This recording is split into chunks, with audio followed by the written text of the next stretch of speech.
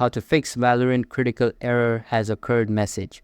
Hey guys, in today's video, I'm going to show you how to fix the Valorant critical error has occurred message on your Windows PC. Make sure to watch till the end so you don't miss any important steps. First, open Task Manager by right-clicking the taskbar. Once the Task Manager is open, look for anything that says Valorant or Riot Games and click End Task on each one. Now search for msconfig and open it. Go to the Services tab. Scroll down to find VGC, uncheck it, and click OK. You'll be asked to restart your PC, click Exit without restart for now. Next, go to Device Manager. Open Display Adapters. Right-click your GPU and select Update Driver. Choose Browse My Computer for drivers. Then let me pick from a list.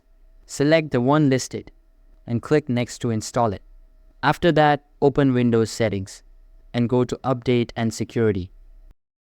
Click Check for updates, install anything available, and then restart your PC. And that's how easily you can fix Valorant critical error has occurred message. Thanks for watching. If you like this video, don't forget to like and subscribe. See you in the next one.